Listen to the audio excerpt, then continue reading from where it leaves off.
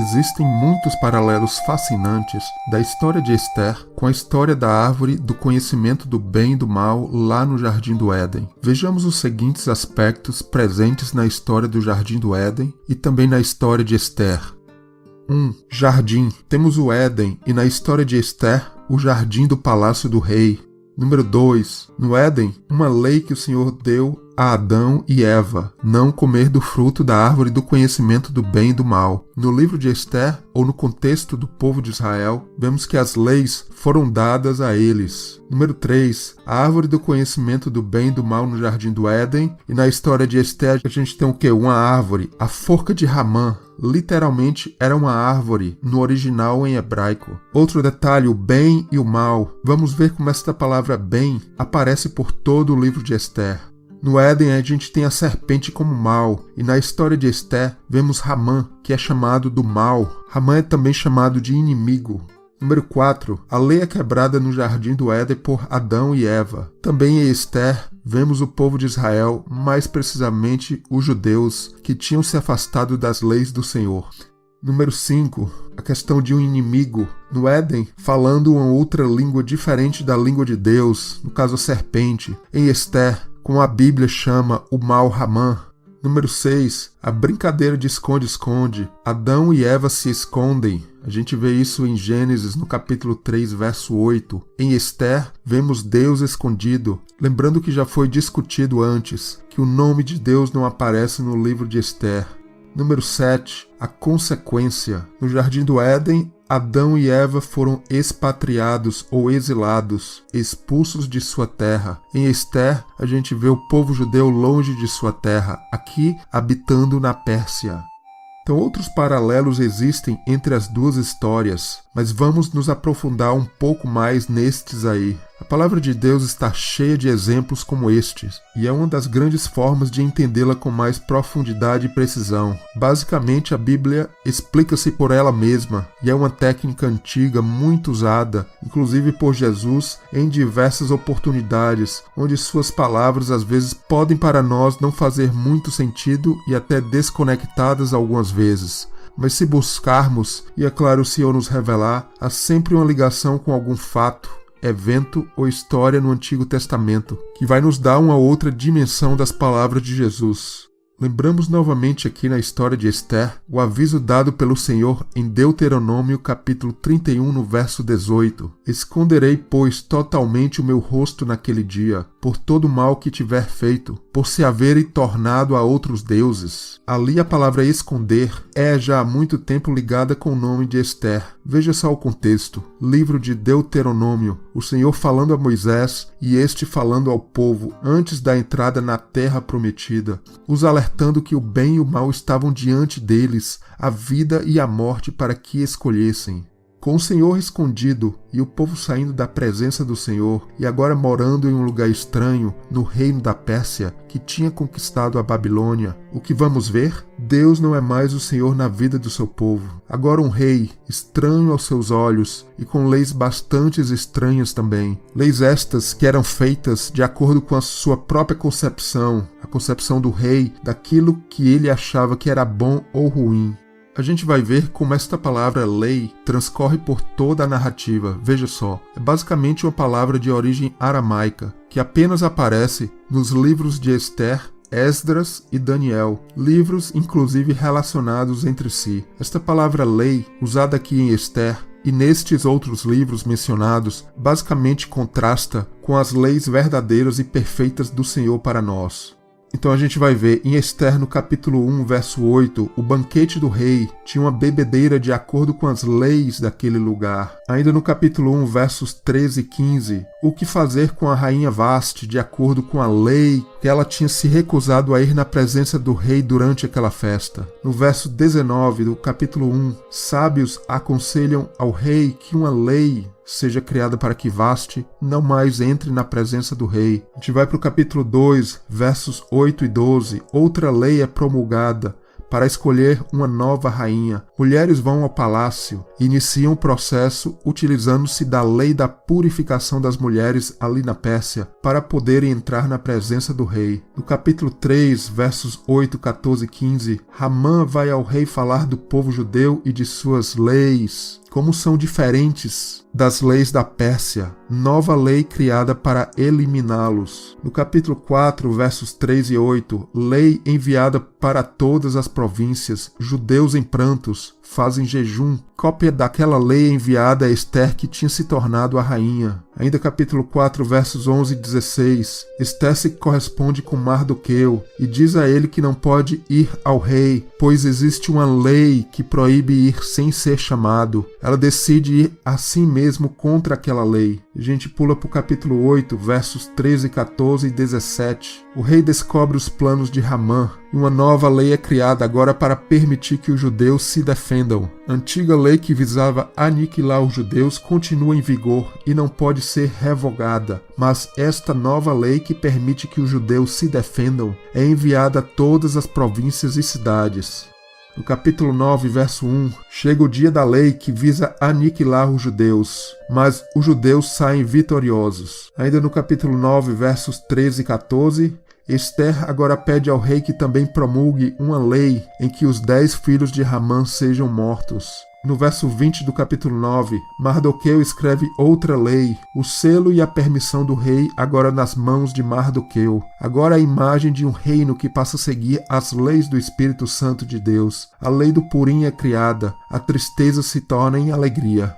O que significa tudo isto? Basicamente nos faz voltar à ideia do reino da Pérsia, que é um reino dividido. É o símbolo da humanidade sem Deus. E pasmem, também símbolo do crente e da religião que vive uma vida onde Deus não é o rei. Cheios de leis, talvez, mas não de acordo com os planos do Senhor. Ao invés, um reino dividido, um rei como aquele rei lá da Pérsia está no controle. E isto vemos também acontecendo nos tempos de Daniel, com os reis que reinavam ali no Império da Babilônia. Mas é um outro assunto.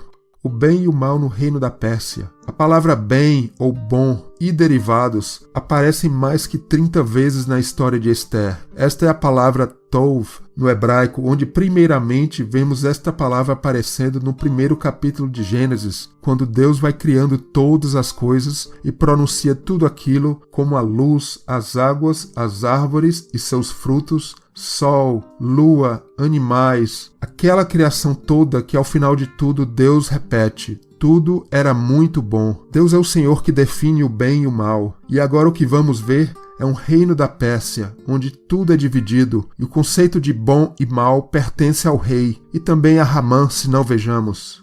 Em Esther, no capítulo 1, verso 11, o rei quer mostrar a beleza de Vasti e como ela era formosa. Olha aí a palavra tov, que significa na verdade bom. No verso 19 do capítulo 1, os sábios do reino sugerem ao rei, se bem tov parecer ao rei, que faça um decreto que Vasti não entre mais na presença do rei. No verso 21 do capítulo 1, e estas palavras pareceram bem, tov, aos olhos do rei. Agora no capítulo 2, vários versos 2, 3 e 4, o rei solicita que oficiais do reino junte todas as moças formosas, tov, ali do reino. Aquilo agradou, tov, ao rei.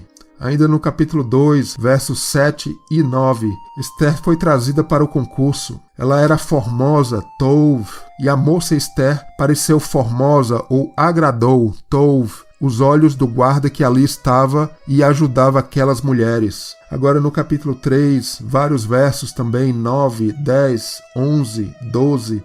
Enquanto isso, Hamã recebia permissão do rei para fazer tudo o que parecia bom, tov, aos seus olhos, incrível, e ali ele vai promulgar aquela lei para aniquilar os judeus, lei que iria ao final ser a razão do seu fracasso e morte. Hamã tem agora posse do selo, do anel que lhe dá todos os poderes. Olha aí esta palavra selo, anel, como é a variação da mesma palavra bom, basicamente o objeto que leva a criar as leis. Leis que eram para ser algo que geraria o bem naquele reino, mas não era bem isso que estava acontecendo por lá. Hamã fala assim, se bem, tov, parecer ao rei, que se faça um decreto para matá-los, falando dos judeus que de acordo com Hamã tinham suas próprias leis. No capítulo 5, versos 4 e 8, Esther vai ao rei e pede que, se parecer bem, Tov, ao rei, que ele venha hoje com Ramã ao banquete que ela iria preparar. Mais uma vez, no verso 8, ela fala: e se bem, Tov, parecer ao rei, conceder-me a minha petição e cumprir o meu desejo. Esther 5, verso 14. Ramã está alegre, soube do banquete que Esther tinha preparado e ele era um convidado junto com o rei, mas tinha uma coisa que não lhe agradava, segundo ele, Ramã. Como diz no verso 13, se Ramã continuar a ver Mardoqueu assentado à porta do rei, como ali no jardim do Éden, onde uma coisa era apenas propriedade do Senhor, a árvore do conhecimento do bem e do mal, aqui para Ramã tinha uma coisa que ele queria, era se ver livre de Mardoqueu, do bom Mardoqueu. A mulher de Ramã e seus amigos sugerem: façam a forca e amanhã fale ao rei que nela seja enforcado Mardoqueu, e vemos que aquilo pareceu bem, Tov, a Ramã. E a gente pula para o capítulo 7, nos versos 3 e 9. Já no segundo banquete com o rei, Esther vai novamente pedir: se achei graça a teus olhos, e se bem, Tov, parecer ao rei, desse-me a minha vida como minha petição, e o meu povo como meu desejo. Quando Esther revela os planos de Ramã, um dos camareiros do rei sugere: enforca Ramã na forca que ele fez para Mardoqueu, aquele a quem falou bem, Tov, do rei. O bem começava a prevalecer ali no reino da Pérsia. Agora no capítulo 8, versos 5, 8, 10, 17, Esther pede ao rei, se for do seu agrado, Tov, e bom, Tov, aos seus olhos, que uma lei seja feita para reverter a lei que Ramã tinha feito para acabar com os judeus. O anel, o selo do rei, palavra que se relaciona com a palavra bom, é então dado a Mardoqueu e Esther, para que eles façam como bem, Tov, parecer aos seus olhos. E Mardoqueu então escreveu e com o anel selou aquela nova lei. E aquele se tornou um dia bom, Tov, para os judeus. É impressionante. Agora no capítulo 9, versos 13, 19 e 22, Esther mais uma vez pede que, se for bom, Tov, aos olhos do rei, que os 10 filhos de Ramã também sejam colocados na forca. Daí o que vemos é a promulgação da lei do Purim. Como diz na palavra, um dia de alegria ou folguedo, é literalmente um bom Tov dia.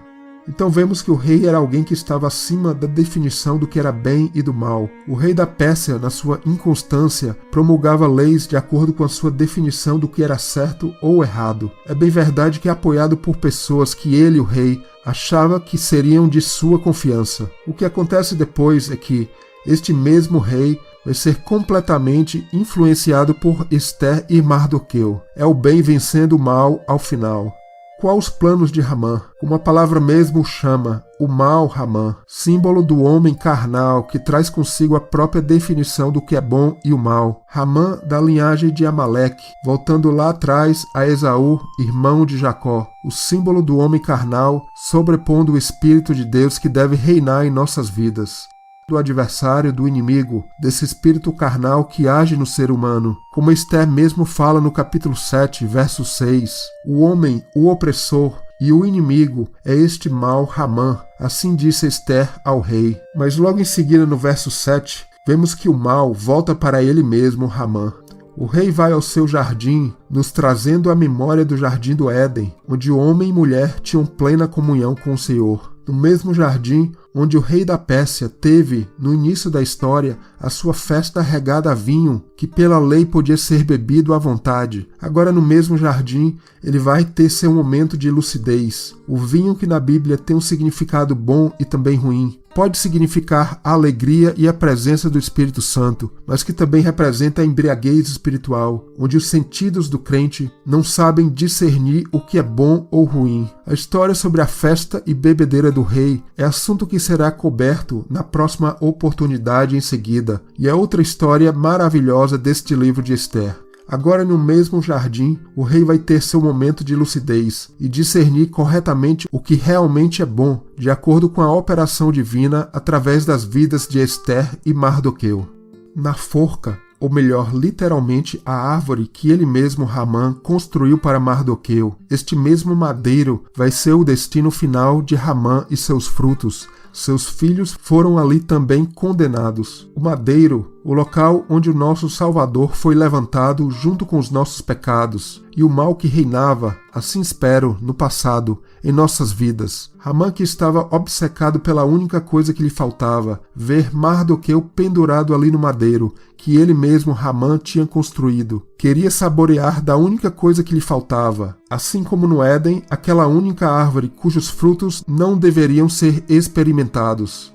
Realmente o conhecimento do bem e do mal é algo que não cabe a nós. Apenas Deus, na sua infinita sabedoria, é capaz de nos revelar, através de sua palavra ou da sua voz, onde está a luz a qual devemos seguir os nossos passos. E isso é algo importante a ser dito. O bem e o mal não é apenas a definição do que é bom, aquele que não rouba ou que não mata, mas conhecer o bem e o mal somente através da revelação da palavra do Senhor. O que aparentemente pode ser bom aos nossos olhos, não necessariamente é o que o Senhor define como bom. A nossa visão pode facilmente estar ofuscada, a falta de lucidez por beber vinho estranho, sinal de quando vemos as coisas pelas lentes das nossas próprias vontades e desejos. Problema antigo que atingiu Adão e Eva no Jardim do Éden. E agora no livro de Esther chega ao limite com o povo de Israel, onde o Senhor traz este julgamento corretivo.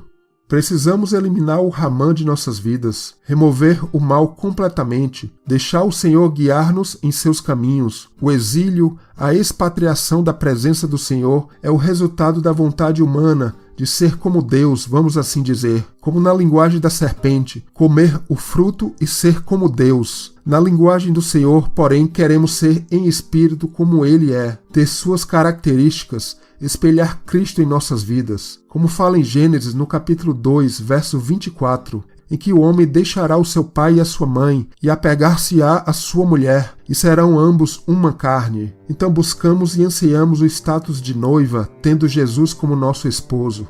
A brincadeira de esconde-esconde transcorre e prossegue pela narrativa bíblica e pelos séculos. O homem e mesmo a religião, sem ter o Senhor como verdadeiro condutor das nossas ações, do que é bom e mal. Ao final, o que acontece? Exílio, expatriação da terra.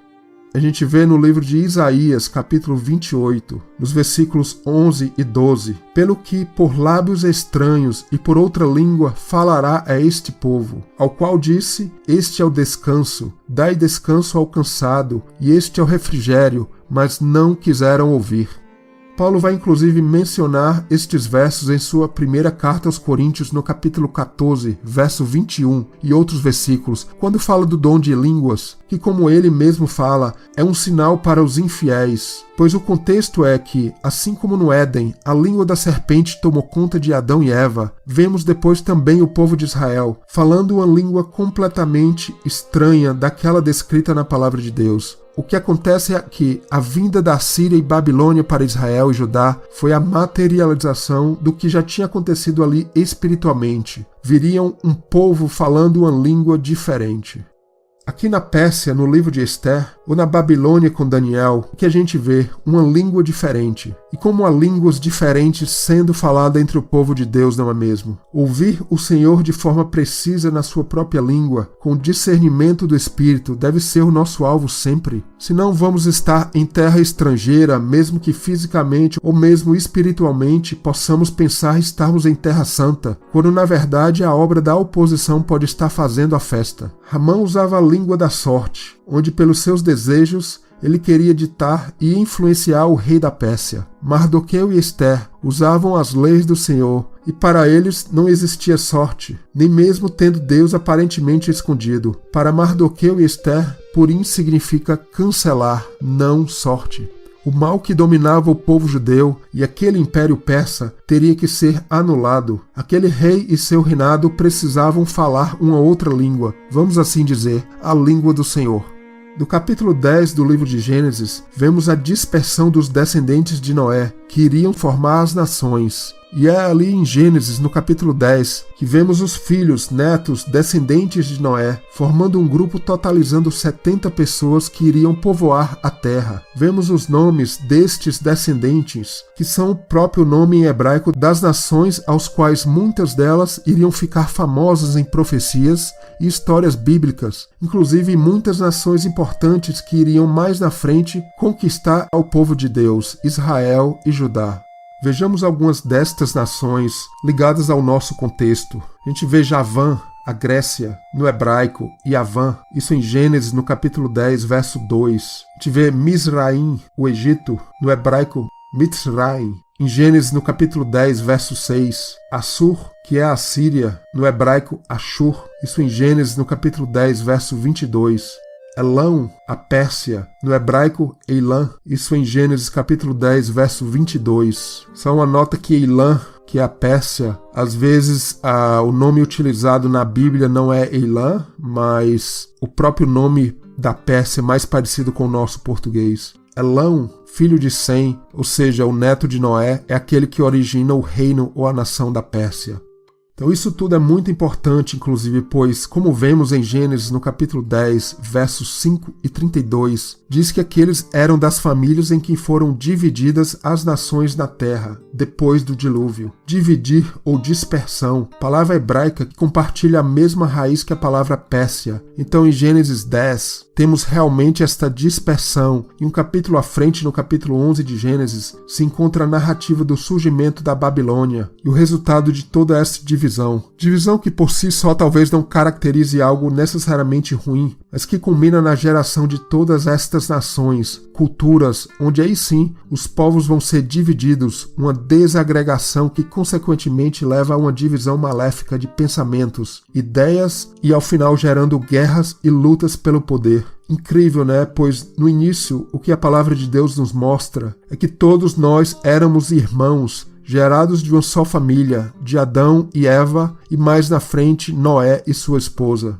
70 pessoas ou nações, geradas a partir de Noé, dispersos pela terra em famílias, clãs. E é claro, como diz mesmo em Gênesis no capítulo 10, em línguas. Babel viria logo em seguida a causar tudo isto. E o contexto do livro de Esther, 70 anos de cativeiro profetizado por Jeremias, por terem violado o descanso da terra. O Senhor então vai, a partir de Abraão, buscar um povo que iria trabalhar com ele, Deus, para novamente reverter esta dispersão ocorrida lá no início. Estes detalhes não são coincidências, mas profecias bíblicas. As 70 semanas de Daniel se encaixam neste propósito divino, como vemos demonstrado por Jesus, onde ele, Deus, oferece o perdão até 70 vezes 7 vezes. E ele, Jesus, nos chama para fazer parte deste exército, que como aqueles 70 discípulos foram enviados como um símbolo às nações para iniciar este processo de reverter esta dispersão dos propósitos do Senhor. Interessante, inclusive, esta palavra dispersão, pois temos ela no inglês e também ela provavelmente se origina lá bem no início no hebraico, onde se tem muitas letras em seu alfabeto que são bastante similares foneticamente falando com o nosso alfabeto. E no caso desta palavra dispersão, é fácil ver a conexão entre essas línguas. Isto tudo será estudado mais profundamente quando falarmos do livro de Daniel, que se une ao livro de Esther e também a Esdras, Neemias, além de Ageu e Zacarias, profetas da época que participaram do processo de retorno a Jerusalém para a reconstrução da cidade, do templo, dos muros, tudo sombras com detalhes maravilhosos que se encaixam perfeitamente nas profecias descritas no livro de Apocalipse, onde assim como no contexto de Daniel, Esther, Esdras, Neemias, a gente vê a queda da Babilônia, a vinda ou reconstrução de Jerusalém, a Jerusalém celestial, o tabernáculo de Deus com os homens, como diz também assim em Apocalipse. Mais uma vez, como já tinha acontecido quando o primeiro templo foi inaugurado por Salomão, agora nos tempos de Esdras e Neemias, a festa de tabernáculos é celebrada, onde o novo templo é erguido. Um povo dividido em dispersão agora passa a celebrar a festa de tabernáculos, como a palavra diz, como se fosse um só povo. As leis que tinham sido violadas agora são lidas em praça pública. Uma nova fase recomeça, onde o povo se compromete a seguir as leis do Senhor. Tudo isto símbolo de um reino grandioso que vai se estabelecer e tomar conta da terra, onde as leis do Senhor vão encontrar espaço mais e mais nos corações de todos. E no nosso, sem dúvida, isso devemos buscar, como em Esther, onde ao final vemos o anel, o selo do rei dado a Mardoqueu, como símbolo do Espírito Santo, regendo e reinando em nossas vidas. O Senhor nos chama para sermos pedras vivas deste templo e participantes ativos em todo este processo.